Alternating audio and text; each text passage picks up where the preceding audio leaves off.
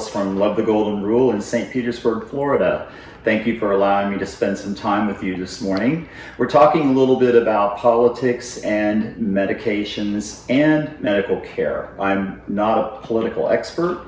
I pay attention to as much as I can, but it's been very concerning what we've been seeing, particularly in the last few months. In October, a judge in Texas ruled in favor of a group that wants to prevent PrEP for HIV. We've known that PrEP has been incredibly successful. In fact, the medications that are available currently are over 99% effective in reducing the risk of HIV.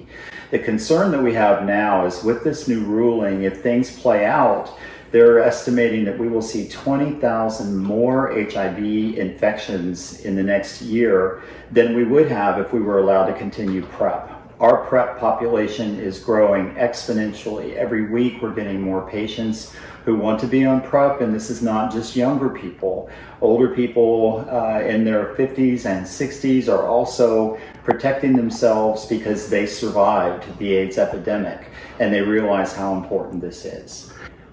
PrEP is pre-exposure prophylaxis. So this is medication taken on a daily basis, or we now have an injection that's every 2 months that we prevent HIV infection. The medications work intracellularly and at the level of vaginal fluid and rectal mucosa to protect the individual from being infected. Now, PrEP is for everyone. It's not just for gay men. PrEP is available and should be used, particularly in our city, in St. Petersburg. The most rapidly growing group of HIV patients are young Black women. I am working to develop a new clinic in South St. Pete, trying to help capture more interest and more availability of PrEP to everyone. I think the issue with abortion today is really crucial to women's rights. And I think that we have a medication that's been on the market for over 20 years. I'm really irritated at the fact that judges and politicians can step in to the medical world and tell us as providers what we can and can't do. I think that this medication should not be reviewed again. It's been on the market for 20 years. It had long-term studies done before the drug was approved, and we know it's successful and it's been reportedly very safe.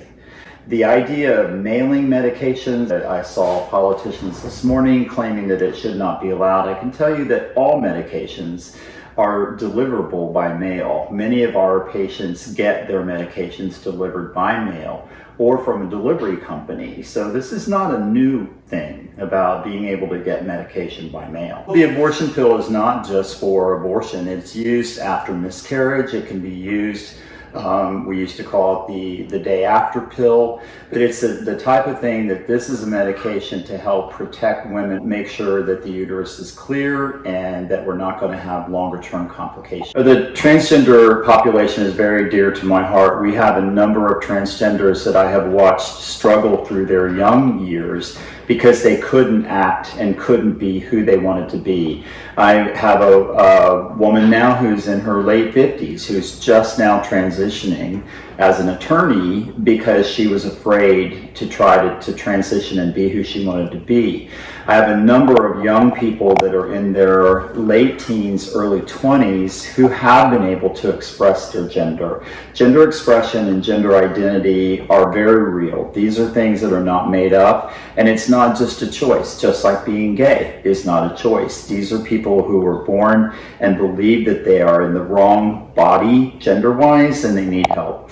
In the state of Florida, we just recently had legislation passed that as a physician, I could be fined or put in jail for prescribing hormone therapy to anyone in the Medicaid system. The news media has made it sound like it's just for youth. It's not. It applies to adults as well. Anyone who's in a federally funded or state-funded medical program, the doctors are taking a risk if they provide care to this group.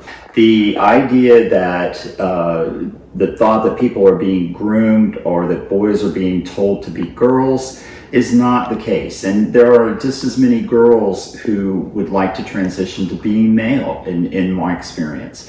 And I think that we can't continue to allow legislation to control the lives of someone who's transgender or gay or African American or anything. We have to continue to protect, and we as physicians have to speak up and try to protect those who need protected. Transgender basically means that a person who is born male has chosen to live as a female. They may go through transitional surgery, including gender reassignment surgery, but not all of them do that. And many of them are quite comfortable. I can think of another woman I care for who's in her 60s, who's been living as a female since the 1970s, and she is married to a man. They have a very healthy relationship, and she's never desired to go through surgery. Being born with both sexes is very rare. We don't see that happen. I am aware of cases, though, that gender assignment at birth was incorrect, and this can happen if the testicles have not descended for a young man. I just read a story this last week about a young person who believed he was male and was being raised as a male until he turned 13 and started having menstrual cycles.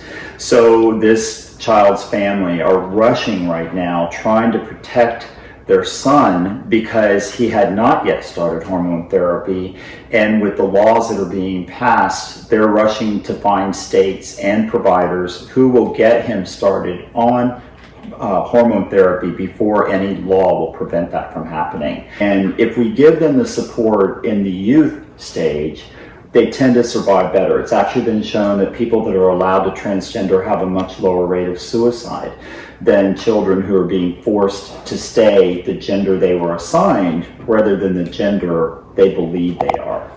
The experiences I have is that most of the transgenders were supported by their parents.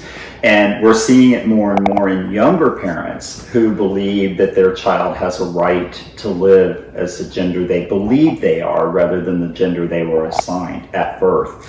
So it is something that we are finding parents more accepting now. I mean, I have enough stories, including my own, that just coming out as a gay man to my family led to me being pushed out of my home for over a year. So we're seeing younger populations of parents much more accepting.